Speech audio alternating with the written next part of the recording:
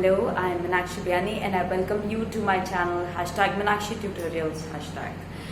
आज मैं आपको central problems of economy which is economics chapter 2 of class 11 ये इसके एक्सप्लेनेशन दूंगी। I hope the first video with explanation of economics chapter 1 was very clear to you all कि economics होती क्या है और हमें इसे क्यों पढ़ना पड़ता है। So this is my second explanation for central problems of economics. अब इकोनॉमिक प्रॉब्लम्स क्या हैं ये मैंने आपको बताया था कि हमारे पास जो रिसोर्सेज हैं वो बहुत लिमिटेड हैं और हमारी जो वॉन्ट्स हैं वो बहुत अनलिमिटेड हैं। तो प्रॉब्लम ऑफ चॉइस हमेशा हमारे पास होता है। कोई भी इकोनॉमी इतनी सेल्फ सफिशिएंट नहीं होती है कि वो हर कुछ प्रोड्यूस कर ले जो भी वो प्रोड्यूस करना चाहती है, और इसीलिए हमको चॉइस करनी पड़ती है कि हम अपने अवेलेबल रिसोर्सेज को कैसे यूज़ करेंगे। जैसे हमारा लैंड, लेबर, कैपिटल, एंटरप्रेन्योर्स, हम इनको अवेलेबल रिसोर्सेज को कितना एफिशिएंटली कैसे यूज़ कर सकते हैं, इतना एफिशिएंटली।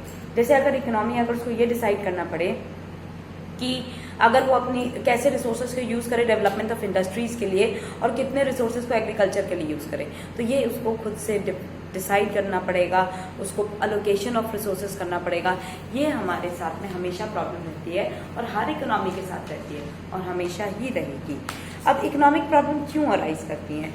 रीज़न है हमारी वॉन्ट्स अनलिमिटेड है, वेर ऐसे हमारे पास रिसोर्सेज स्केर्स हैं। हमारी एक वॉन्ट ख़त्म होती नहीं है कि पहले ही दूसरी वॉन्ट्स जो होती हैं वो स्टार्ट हो जाती है कि नहीं अच्छा ये हो गया, अब हमें ये भी चाहिए। जब हम काम करना शुरू करते तो हम सोचते हैं एटलीस्ट इतना हम करें काम कि हम वेल टू डू हों। अच्छा वेल टू डू होने के बाद हमें लगता है नहीं हम एक्सपैंड करें, हमें और काम बढ़ाना चाहिए, उसको कर लेते हैं। तो उसके बाद लगता है कि नहीं अभी तो और बढ़ा सकते हैं हम अपना काम, हमारे पास और रिसोर्सेज होने चाहिए, हमारे पास और चीज़ें। तो मतलब वॉन्ट्स आर एंडलेस। दूसरा मीन्स स्केर्स है मेरे पास।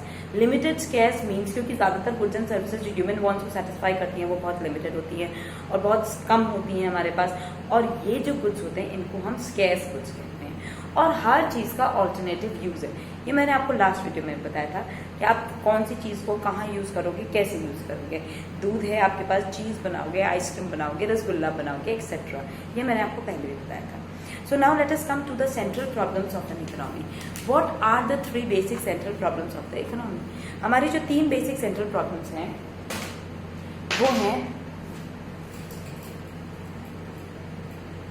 Central problems. क्या है हमारे सेंट्रल प्रॉब्लम्स? सबसे पहले व्हाट टू प्रोड्यूस, दूसरी है हाउ टू प्रोड्यूस, और तीसरी है for home to produce.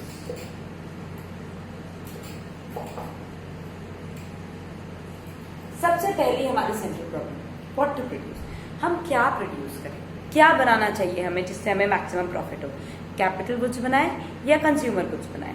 Capital goods क्या होते हैं? जो बड़ी बड़ी प्लांट, मशीनें और फर्नीचर, बड़ी बड़ी चीज़ें जो होती हैं वो होते हैं कैपिटल गुड्स। और कंज्यूमर गुड्स कौन से होते हैं? जो हमारे डे टू डे आइटम्स होते हैं वो हमारे कंज्यूमर गुड्स होते हैं। ठीक है, अगर जैसे डेली यूज़ के आइटम्स हो गए, हमारे ईटेबल्स हो गए, ये सब चीज़ें हमारी कंज्यूमर गुड्स में आती हैं। कोई भी इकोनॉमी दोनों का हमारे पास जब तक प्रोपोर्शन बराबर नहीं होगा तब तक इकोनॉमी का थ्राइव करना मुश्किल होता है। दोनों ही चीज़ें ज़रूरी हैं अपनी अपनी जगह पे।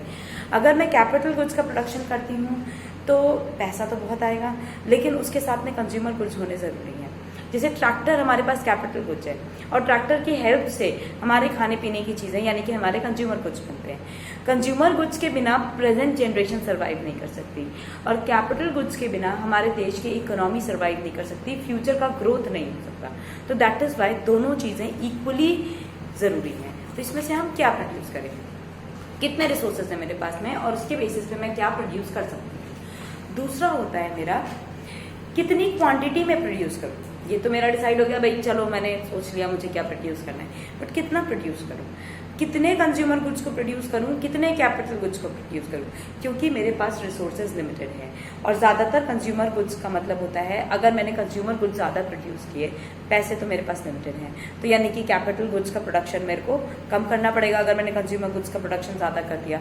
और अगर मैंने कैपिटल गुड्स ज़्यादा कर दिया तो कंज्यूमर गुड्स कम हो जाएंगे, कंज्यूमर गुड्स कम होंगे तो प्रेजेंट डे डिमांड मीट नहीं होती। तो इसीलिए ये समझना बहुत ज़रूरी है कि loss of quantity of goods is the cost of producing more of capital goods.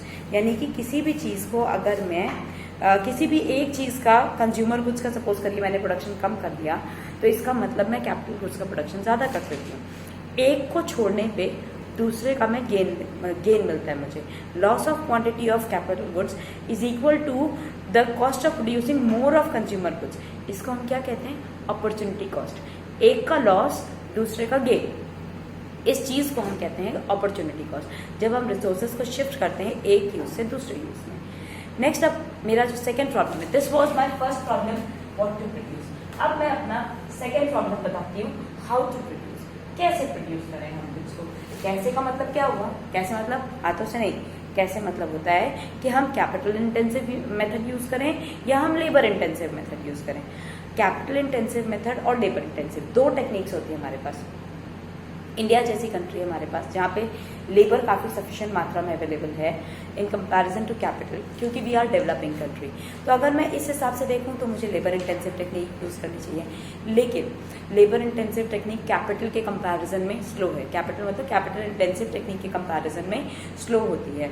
Capital intensive techniques जो होती हैं उसमें टेक्निक्स हम यूज़ करते हैं, नई टेक्नोलॉजी, नई मशीनें, उससे जो पेस ऑफ ग्रोथ होता है वो ज़्यादा एक्सेलरेट करता है। वेराज लेबर इंटेंसिव में अनएम्प्लॉयमेंट रिड्यूस होती है हमारी इकोनॉमी में, लेकिन कैपिटल इंटेंसिव से जीडीपी ग्रोथ फास्ट होता है। लेबर इंटेंसिव से अनएम्प्लॉयमेंट का प्रॉब्लम तो सॉल्व होगा, लेकिन जीडीपी ग्रोथ इतना फास्ट नहीं हो पाएगा। तो अब हम इनमें से क्या चूज़ करें, कैसे प्रोड्यूस करें? और तीसरी सेंट्रल प्रॉब्लम हमारी इकोनॉमी की है, किसके लिए प्रोड्यूस करें? For whom to produce, for whom to produce. यानी कि rich section of the society के लिए प्रोड्यूस करें या poor section of the society के लिए प्रोड्यूस करें। अगर आप सिर्फ रिच सेक्शन के लिए करते हो तो सोशल जस्टिस के पॉइंट ऑफ व्यू से ये गलत होगा। हालांकि पैसे आपके पास ज़्यादा आएंगे because rich people afford to pay, that is why. अगर आप मान लीजिए हम गाड़ियाँ जब प्रोड्यूस होती हैं, सभी ऑडी और BMW जैसी बड़ी बड़ी गाड़ियाँ बनाएं, और ये कोई छोटी वाली गाड़ी जो होती है हमारी स्विफ्ट हो गई, सेंट्रो हो गई, ये कोई बनाए ही ना, तो जो मध्यम वर्गीय और जो गरीब परिवार अर्थात जो middle class people and the poor people, they both will not be able to buy them. तो सिर्फ कौन खरीदेगा गाड़ियाँ? सिर्फ लग्जूरियस कार्स हैं तो obviously rich people will be able to buy. So this should not be there. हम अपने फंड्स को अपने सोशल जस्टिस के पॉइंट ऑफ व्यू से दोनों में ही इक्वली डिस्ट्रीब्यूट करते हैं, दोनों ही तरह की चीज़ों का प्रोडक्शन हम इक्वली करते हैं, सो दैट हमारे इकोनॉमी में इक्वलिटी मेंटेन रहे, सोशल जस्टिस मेंटेन रहे। सो दैट इज़ वाई हमारे पास ये जो तीन सेंट्रल प्रॉब्लम्स हैं, ये सबसे बड़ी दिक्कत है हमारे यहाँ कि हम किसके लिए प्रोड्यूस करें, कैसे प्रोड्यूस करें और किस तरीके से प्रोड्यूस करें, कौन कौन से मेथड्स को यूज़ करके प्रोड्यूस करें। और इन सब चीज़ों के साथ में जो अंडर डेवलप्ड कंट्रीज होती हैं उनके साथ एक और प्रॉब्लम ये होती है, अंडर यूटिलाइजेशन ऑफ रिसोर्सेज। क्योंकि India is a developing country, लेकिन हमारे साथ में भी यही प्रॉब्लम है, हम अपने रिसोर्सेज को फुली यूटिलाइज नहीं कर पाते हैं। इसको कहते हैं अंडर यूटिलाइजेशन या inefficient utilization of resources. Accordingly जो एक्चुअल आउटपुट होता है पोटेंशियल आउटपुट के कंपैरिजन में बहुत कम रह जाता है, बहुत पीछे कहीं लैग बिहाइंड कर जाता है। वर्क कल्चर नहीं डेवलप होता अंडर डेवलप्ड कंट्रीज के अंदर में, इसी वजह से अंडर यूटिलाइजेशन ऑफ रिसोर्सेज होती है। Frequent strikes, lockouts, dead loss of output, ये सब चीज़ों का प्रॉब्लम फिर हमें फेस करना पड़ता है। ये एक एड ऑन प्रॉब्लम है, एडिशनल प्रॉब्लम है। ये तीन तो चली नहीं थी, एक और नहीं और आ गई। और दूसरा problem of growth of resources, जो डेवलपमेंट होता है अंडर डेवलप्ड इकोनॉमीज का, ये तभी पॉसिबल हो पाता है जब हमारे पास ज़्यादा रिसोर्सेज होते हैं। लेकिन ये जो डिस्कवरी ऑफ रिसोर्सेज होते हैं ये लिमिटेड होता है, क्योंकि हमारे पास फैसिलिटीज़ नहीं है। अकॉर्डिंगली जो अंडर डेवलप्ड इकोनॉमीज होती हैं वो स्टैग्नेट हो जाती हैं, मतलब कि यहाँ पे लो लेवल ऑफ जीडीपी पे जाके वो अटक जाती हैं। और ये जो इकोनॉमीज होती हैं इनको बहुत टाइम लगता है वापस से हायर लेवल ऑफ जीडीपी तक पहुँचने के लिए। तो इसीलिए ये एड ऑन प्रॉब्लम्स हैं जो कि जनरली अंडर डेवलप्ड और डेवलपिंग इकोनॉमीज अक्सर फेस करती हैं।